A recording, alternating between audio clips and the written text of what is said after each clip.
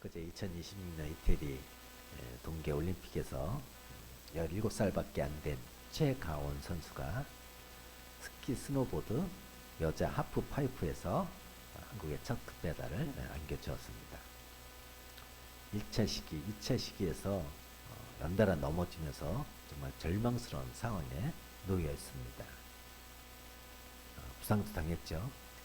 그러나 그 부상의 고통과 실패의 두려움, 이걸 정말 이기고 마지막 3차 시기에서 기적처럼 역전 드라마를 쓰고 금메달을 목에 걸었습니다.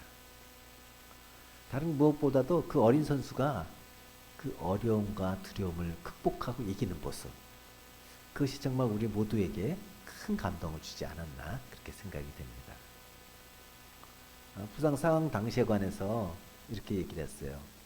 들것에 실려가면 그대로 대회를 포기해야 하는 상황이었는데 잠시만 시간을 달라고 한 뒤 발가락부터 힘을 주면서 발을 움직이려고 했고 다행히 경기를 다시 치를 수 있었다. 그렇게 합니다. 가온이는 아버지랑 통화하면서 아빠 그만두고 싶다. 그렇게 말했다죠. 아버지가 움직일 수 있으면 도전해보자. 그렇게 격려했다고 그래요. 이 최가온 선수는 2023년 연습 중에도 허리 부상을 입어서 수술을 받고 상당 기간 재활을 해야 했습니다. 모든 운동선수들은 늘 부상에 시달립니다. 특히 어떤 분야에서 최고의 자리에 오른 운동선수들은 부상을 안 당한 적이 없고 근데 그 부상을 이기고 최고의 자리에 오르는 것입니다. 저는 정상의 자리에 오른다는 것은 어떤 어려움이나 두려움 없이 평탄하게 이렇게 이루어오면서 가는 길이 아닙니다. 믿음의 길도 마찬가지입니다. 기도한 대로 다 이루어지고 평탄하게 신앙의 길을 가는 그런 위대한 믿음의 선진들은 하나도 없습니다. 다 어려움을 극복하고 하나님의 약속의 말씀을 따라가다가 하나님께서 약속하신 복을 받게 되는 것입니다. 우리 히브리서 11장에서 그런 것을 확인할 수가 있죠. 우리 아브라함을 믿음의 조상이라고 합니다.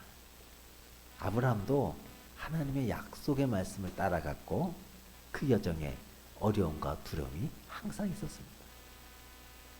아브라함을 통해서 지금 믿음이란 무엇인가, 또 믿음으로 산다는 게 무엇인가 계속 살펴보고 있죠. 우리 지난주 믿음은 하나님께서 먼저 찾아오셔서 말씀하심으로 시작된다고 했어요. 여호와께서 아브라함에게 이르시되 너는 너의 고향 친척 아버지 집을 떠나 내가 내게 보여줄 땅으로 가라. 여호와 믿음은, 아브라함의 믿음은 여호와 하나님으로부터 시작됩니다. 아브라함에게 오셔서 말씀하신 분은 천지를 창조하시고 이 세상 역사와 우리의 생사화복을 주장하시는 전능하신 하나님, 구원의 하나님, 언약하신 것을 반드시 이루시는 하나님입니다. 믿음은 그 하나님이 말씀하시면서 시작된 것입니다. 아브라함은 우상을 섬기는 사람, 또 상실의 아픔이 있는 사람, 아내가 임신하지 못해서 자식이 없는 사람입니다. 미래가 없는 사람이고 실패자입니다. 바로 그런 사람에게 하나님은 찾아오셔서 말씀해 주신 것입니다.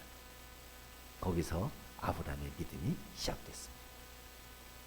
우리도요, 내가 스스로 하나님을 선택한 사람들이 아니라 예수 그리스도께서 우리를 먼저 부르셔서 시작한 사람들입니다. 우리가 잘해서 내가 거룩해서 하나님의 자녀가 된 것이 아니라 죄와 상처가 있는 그대로 불러주심을 받은 사람들이에요. 이 부르심은 우리의 결단이나 열심의 결과가 아닙니다. 하나님께서 먼저 사랑하시고 먼저 불러주신 은혜의 사건입니다. 이 부르심의 신비가 나의 고백이 될 때 우리는 넘어져도 다시 일어설 수 있고 연약해도 정죄에 머물지 않습니다. 두 번째, 믿음은 하나님의 말씀에 순종함으로써 성장한다고 그랬어요. 여호와께서 아버지 집을 떠나라, 내게 보여줄 땅으로 가라, 그렇게 두 가지 명령하셨죠. 떠나라, 그리고 가라. 떠나라는 것은 고향 친척 아버지 집을 떠나라고 그랬어요. 이는 과거와 단절하라.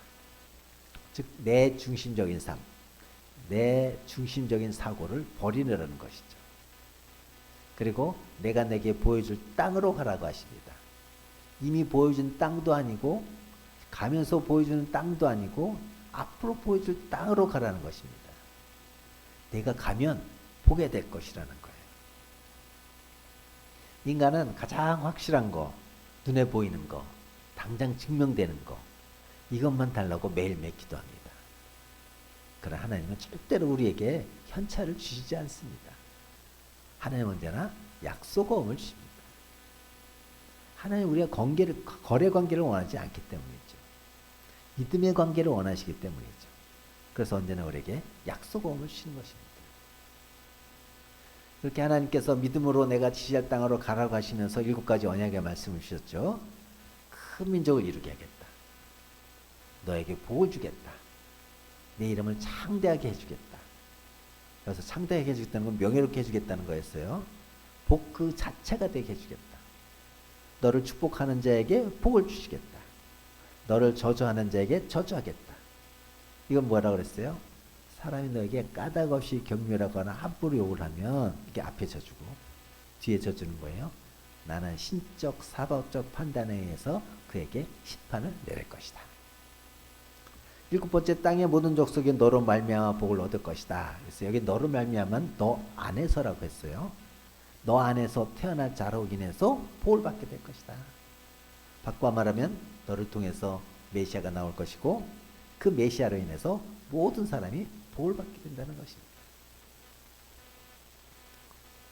근데 하나님께서 이 아브라함에게 주시는 이 7가지 복, 7가지 약속이 가지고 있는 공통점이 뭐냐면요.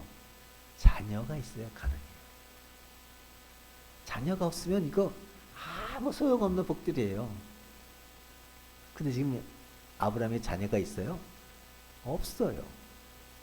자녀도 없는데 하나님께서 가라고 하는 거예요. 복 줄 테니 가라는 거예요. 그래서 하나님께서 말씀하신 게 뭐냐면 내가 너에게 보여준 땅도 아니고 적각거리려는 가나안 땅이라고 말씀하시지도 않았습니다. 보여준 땅도 아니고 보여주는 땅도 아니고 미리함으로 내가 내게 보여줄 땅으로 가라는 거예요. 증거는 아무것도 없습니다. 하나밖에 없어요. 하나님 말씀밖에 없어요. 이런 상황이라 해서 가라고 할 때 아브라함 입장에서 갈 수 있겠습니까? 아브라함 어떻게 했어요? 순종했다고 그랬습니다. 4절 말씀입니다. 같이 보겠습니다. 시작. 이에 아브라함이 여호와의 말씀을 따라갔고 롯도 그와 함께 갔으며 아브라함이 하란을 떠날 때 75세였다.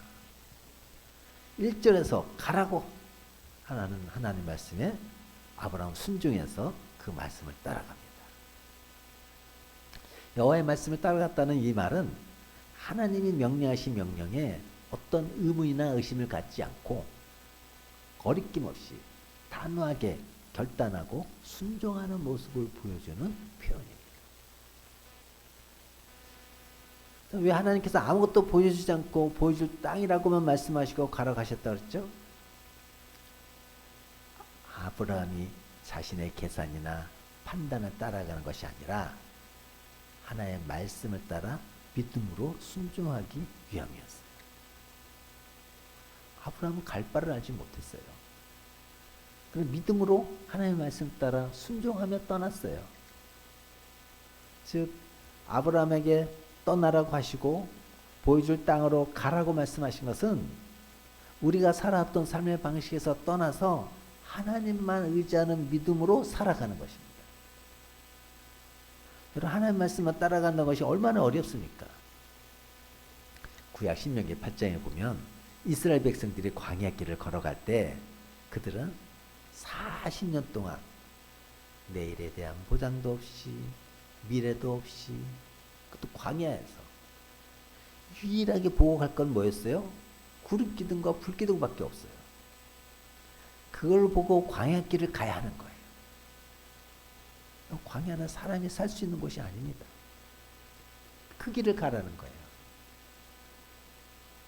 거주 이전의 자유도 없습니다. 자기들이 원한다고 가는 게 아니에요. 성막에 구름이 뜨면 가고 성막에 구름이 멈추면 갈 수 없는 거예요. 또 매일 얻어먹어야 돼요. 40년간 하나님께 얻어먹었어요. 한꺼번에 주면 저장했다가 먹으면 되는데 매일매일 얻어먹게 했어요. 근데 하나님께서 모세를 통해서 말씀하십니다. 이 40년 동안 왜 광야길을 걷게 하는 것이 하나님이다. 하나님께서 왜 그렇게 했느냐? 신명기 8장 3절입니다. 같이 보겠습니다. 시작. 너를 낮추시며 너를 줄이게 하시며 또 너도 알지 못하며 내 조상들도 알지 못하던 만나를 내게 먹이신 것은 사람이 떡으로만 사는 것이 아니요 여호와 입에서 나오는 모든 말씀으로 사는 줄을 내가 알게 하려 하심이니라. 사람이 떡으로만 사는 것이 아니라 하나님의 말씀으로 사는 줄을 알게 하려 함이라. 단 한 가지 교훈. 사람이 떡으로만 사는 게 아니다. 여호와 입에서 나오는 모든 말씀으로 사는 것이라는 거 가르쳐주기 위해서 40년간을 그렇게 혹독하게 훈련시키셨다. 말씀만 따라간다는 거 그거 사실 힘든 일입니다. 불가능한 일입니다. 이스라엘 백성들은 자기 용기를 내고 자기 가능성, 자기 계산으로 광야길을 간 것이 아니라 모세 따라서 하나님의 말씀 따라서 그 광야길을 갔습니다. 믿음으로 순종했습니다. 아브라함처럼 하나님의 말씀을 따라 믿음으로 순종했어요. 근데 이 4절 말씀에 대조되는 두 사람이 있죠. 아브라함과 롯입니다. 아브라함은 누굴 따라갔어요? 보이지 않는 하나님. 하나님께서 하신 그 말씀만 믿고 따라갔어요. 근데 롯은 보이는 삼촌 아브라함을 보고 따라갔어요. 같은 장소에서 같은 장소로 옮겼는데 같은 공간으로 옮겼는데 아브라함과 롯이 따라간 게 달랐어요. 아브라함은 보이지 않는 하나님을, 롯은 보이는 하나님을 따라갔어요.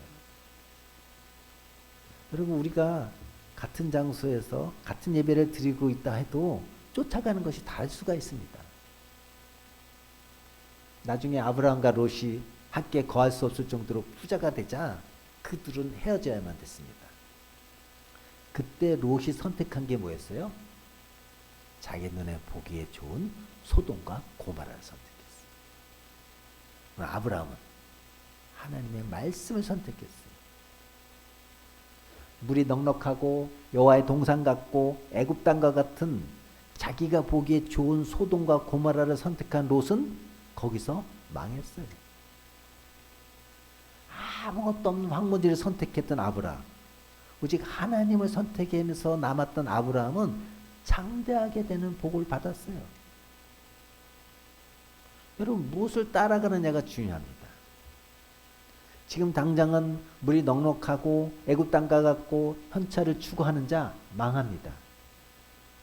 그러나 광야만 보이고 약속원만 갖고 하나님의 말씀을 따라가는 자는 장대하게 되는 복을 받습니다. 우리는 눈에 보이는 것만 쫓는 것이 아니라 하나님이 약속하신 말씀을 따라가는 것이 정말 중요합니다. 여러분, 믿음이라는 것은 내가 살아왔던 방식에서 떠나는 거예요. 하나님의 말씀만 의지하고 매일매일 사는 거예요. 여러분, 한번 생각해 보세요. 700km나 되는 길, 그 험한 길을 걸어야 되는 거예요. 아브라함, 롯 단둘이 가는 게 아니죠. 가족, 양, 모든 것을 다 데려가야 되는 거 아닙니까? 어제도 걸었습니다. 오늘도 걸었어요. 가면서 이런 생각 안 들었을까요? 왜 이렇게 맨날 우리가 걷기만 하지? 하나님께서 여리고성을 하루에 한 바퀴씩 돌고 7째 날 마지막 날은 7바퀴 돌라고 말씀하셨을 때 침묵하라고 하셨어요. 왜 침묵하라고 하셨을까요? 사람들은 분명히 얘기했을 것 같아요. 우리가 왜 돌고 있지? 우리 돌았나? 그렇게 얘기했을 거예요. 의미를 찾지 못하는 거예요. 아브라함도 그랬어요. 그가 의미를 찾을 수 있는 유일한 한 가지가 있다면 그건 하나님의 말씀 때문이에요. 그 말씀 의지해서 하루하루 걸어서 뭐 정확하게 몇 개월 걸렸는지는 알 수 없지만 그 길을 간 거예요. 약속을 따라갔어요. 그게 순종한다는 것입니다. 여러분의 신앙은 지금 어디쯤 와 있을까요? 일단 갈대아 우르는 떠나셨죠? 예수님 영접한 사람은 다 갈대아 우르는 떠난 거예요. 근데 혹시 지금 하란에 머물러 있지는 않나요?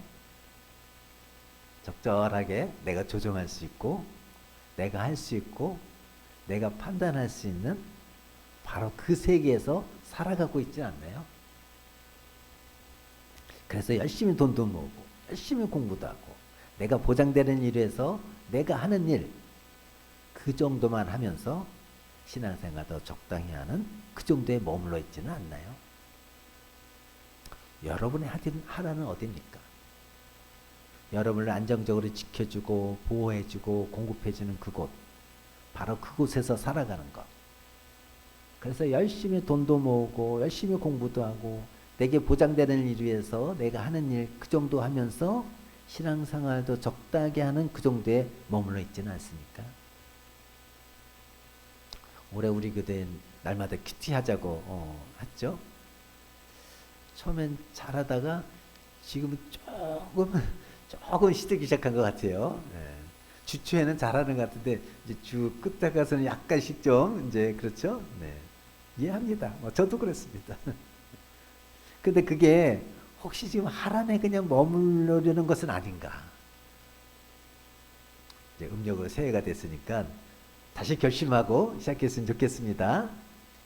아멘이 나와야 돼 여기서. 우리 기도 훈련을 갖기 위해서 1월 한 달간 신년 기도에 매주 실수했죠.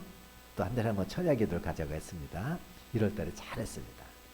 또 2월 달에도 마지막 금요일 날 2월 27일 철야 기도 실시합니다.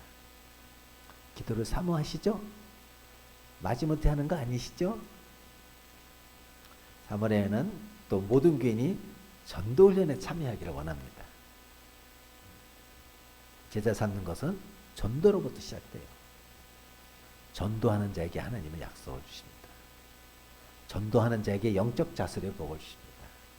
전도하는 자에게 그 이름을 창대하게 명예롭게 해주십니다. 전도하는 자에게 복 그 자체가 되게 해주십니다. 전도하는 자에게 하나님께서 동일시 해주셔서 전도하는 자를 축복하는 자에게 복을 주시고 전도하는 자에게 까닭 없이 경멸하거나 함부로 욕을 하면 하나님은 신적 사법적 판단에 의해서 그에게 심판을 내릴 것입니다.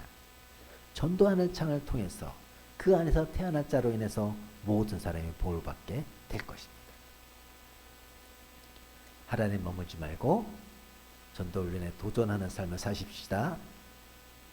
적절하게 내가 조종할 수 있고 내게 보장되는 하란을 떠나십시오. 약속의 땅으로 내가 보여줄 땅으로 나아가시기 바랍니다. 그런 자에게 하나님은 복을 주십니다. 하나님의 말씀을 따라서 하나님의 말씀에 한번 이 인생을 한번 던져보십시오. 절대 실패하지 않습니다.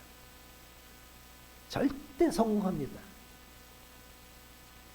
여러분의 지식과 여러분의 능력으로 할 때 정말 힘들게 삽니다. 우리 하나님의 말씀을 따라서 한 걸음 한 걸음 오늘도 고달프고 지친 인생길이지만 내가 이 길을 걸어가는 것은 하나님의 말씀 때문에 하나님의 약속 때문에 오늘도 걸어가는 그 삶을 살아갈 때 하나님께서는 하나님의 때 약속하신 복이 다 이루어지는 것으로 나타나게 되는 것을 보게 됩니다. 이처럼 우리가 순종할 때 우리의 믿음은 성장합니다. 세 번째, 믿음은 예배를 통해 견고해집니다. 아브라함은 하나님의 말씀의 인도를 받아서 알지도 보지도 못한 길을 700km나 걸어왔습니다. 아브라함은 그 길에서 매일매일 자신의 판단과 자신의 생각 다 버려야 됩니다. 오직 하나님께서 인도하시는 그것 따라서 자기 삶의 원칙을 세우고 결단하고 갈 수 있는 그 길이었어요. 알 수 없는 미래를 한 걸음 한 걸음 걸어서 어려움과 시련을 이기며 마침내 가나안 땅에 도착했습니다. 5절입니다. 시작. 아브라함이 그의 아내 사레와 조카 롯과 하란에서 모은 모든 소유와 얻은 사람들을 이끌고 가나안 땅으로 가려고 떠나서 마침내 가나안 땅에 들어갔더라. 여러분 짧은 한 문장이지만 떠나서 마침내 들어갔더라. 이 마침내라는 단어에는 수많은 사연이 담겨 있는 거 우리가 알 수가 있죠. 700km나 되는 그 길입니다. 6절입니다. 시작. 아브라함이 그 땅을 지나 세겜 땅 모래 상수리 나무에 이르니 그때 가나안 사람이 그 땅에 거주하였더라.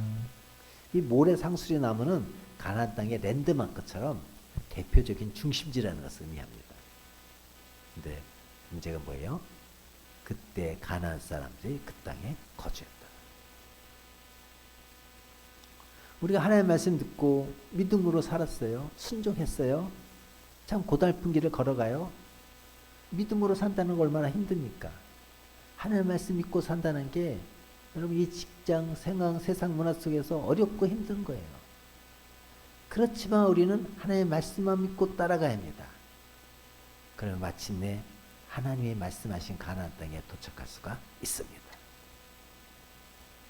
아브라함이 여호와께서 보여줄 땅인 가나안 땅에 마침내 도착했습니다.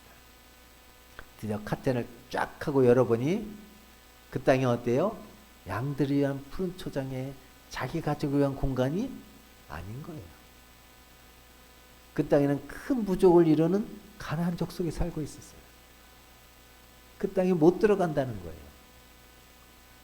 여러분 아브라함이 얼마나 두려웠겠습니까? 가족들한테도 좀 미안하기도 하고 얼마나 실망되고 낙심되었었겠어요. 근데 그때 하나님이 세겜 땅에 나타나셔서 말씀하십니다. 7절입니다.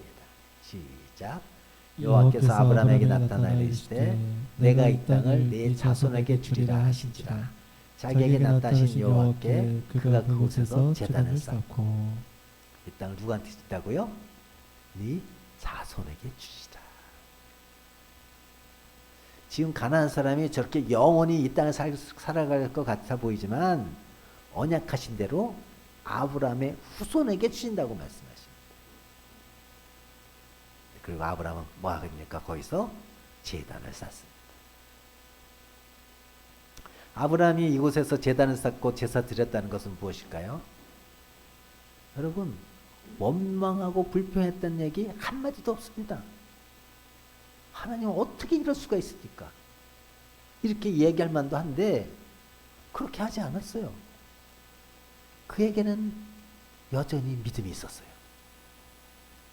세겜 땅에 나타나서 말씀하시는 하나님, 나는 지금 자녀도 없는데 후손에게 주시겠다고 정말 엉뚱한 약속을 하시는 하나님, 그 하나님을 향하여 아브라함은 제단을 쌓습니다.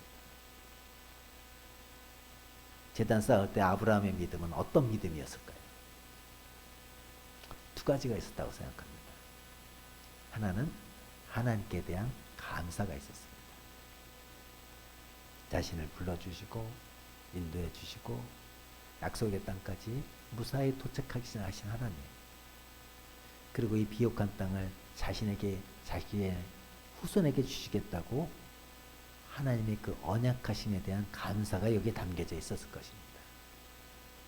또 하나가 있다면 하나님께서 자신에게 언약하신 것을 이루실 것을 믿으면서 여전히 나는 믿음으로 살겠다는 신앙 고백, 이게 여기에 담겨져 있습니다. 이것이 오늘 저와 여러분이 예배드리는 이유가 됩니다. 예배를 통해서 우리는 무엇을 고백합니까? 내 삶을 지금까지 인도해 주신 하나님, 그 고백이 예배 속에 있지 않나요?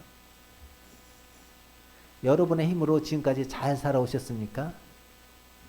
젊을 땐 잘 몰랐는데 조금씩 나이가 들면서 깨달아지는 게 내가 내 인생 살아온 것이 아니구나, 그런 고백을 저는 정말 자주 드립니다.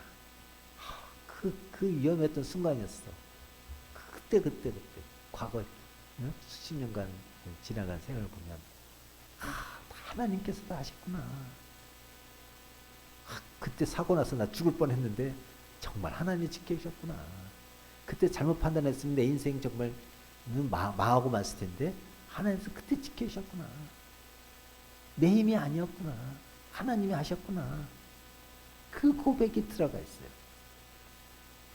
그때마다 마음속에서 하나님께 대한 감사가 나옵니다.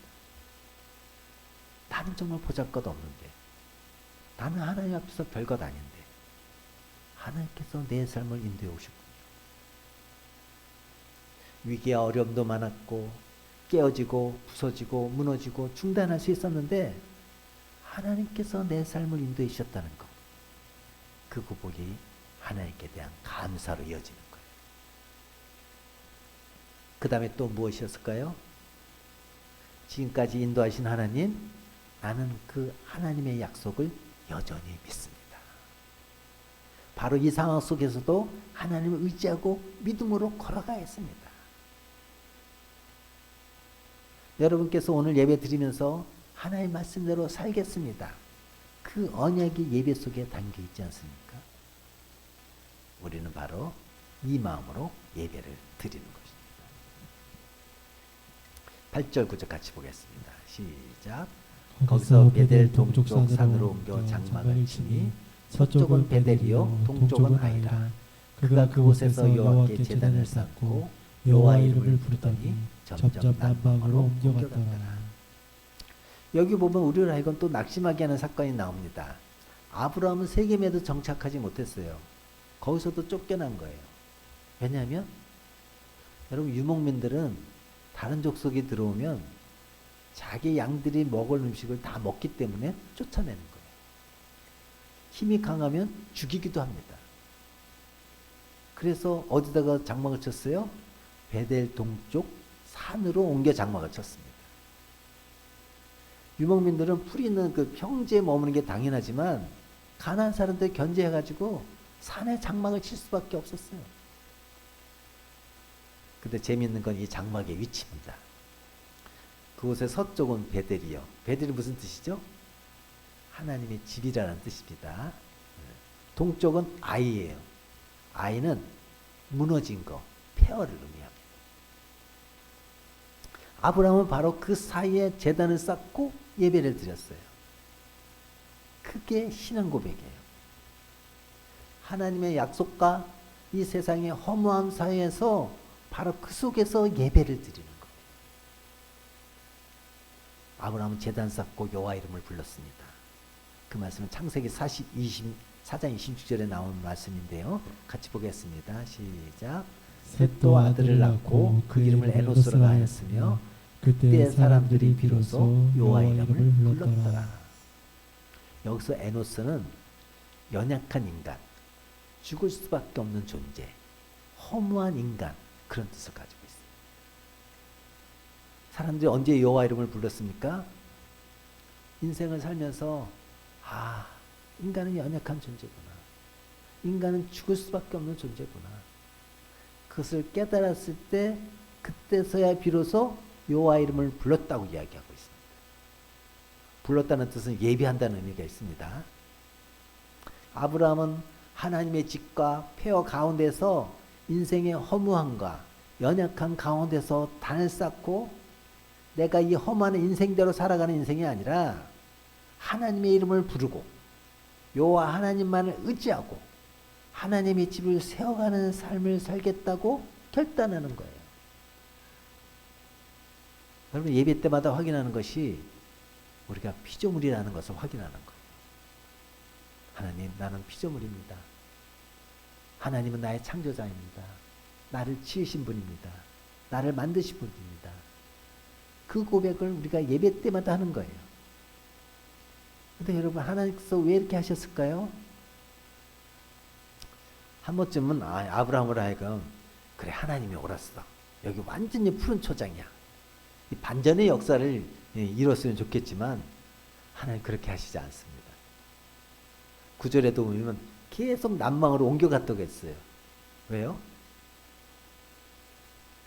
계속 가나안 족속들의 그 핍박으로 옮길 수밖에 없는 거였죠. 장막을 치고 또 다시 장막을 걷고 다시 장막 치고 다시 장막을 걷고 그 계속 남방까지 옮겨간 거예요. 하나님께서 왜 그렇게 하셨어요?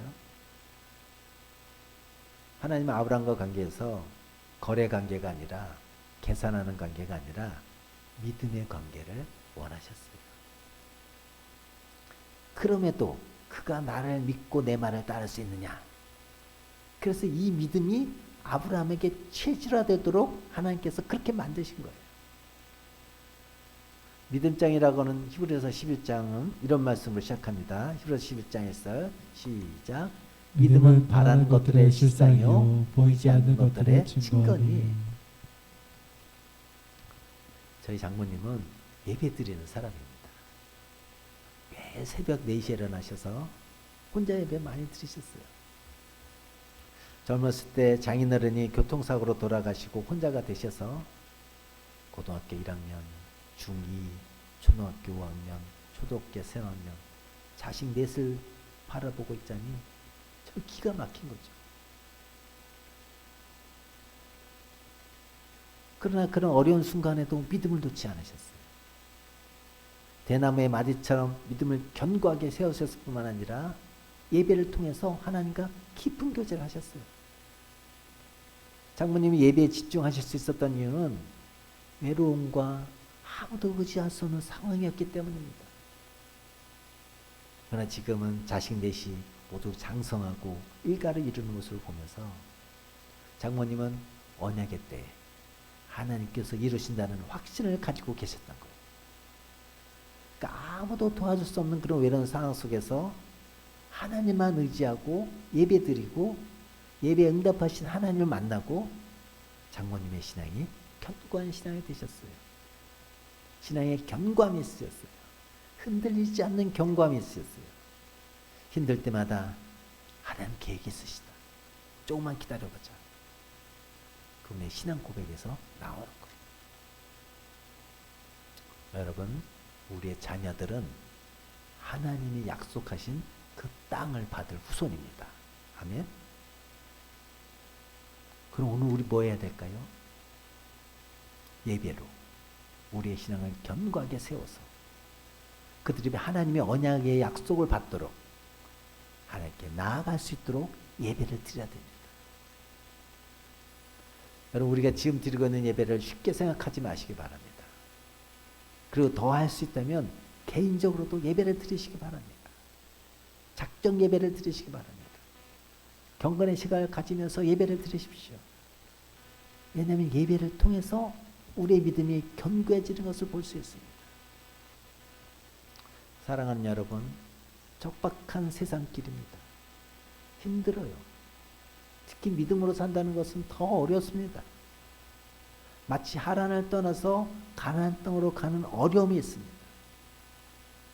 그러나 매일매일 척박한 땅 동일하게 걷고 또 걷고 하면서 오늘도 많은 버스에 시달리며 또 출근하고 퇴근하고 1시간 반 동안 간다고요? 출근길이? 그럼에도 우리가 믿음으로 걸어가야 되는 이유가 있다면 하나님의 약속이 있기 때문입니다. 이 약속 붙들고 나갈 때 하나님은 하나님이 정하신 때 반드시 이루어 주시고 역사하시는 분이라는 것을 믿는 그 믿음이 우리 속에 있어야 되는 겁니다. 아멘. 천지를 지으신 하나님의 언약을 받은 여러분, 그 주님의 말씀 믿으면서 나에게 말씀하신 그분이 누구인가, 믿음의 대상이 누구인가를 분별하시기 바랍니다. 그 주님 믿고 주의 말씀 따라 살아갈 때 주님이 약속하신 언약의 축복이 저와 여러분의 삶과 여러분의 후손을 통해서 이루어지는 놀라운 복이 있기를 축복합니다.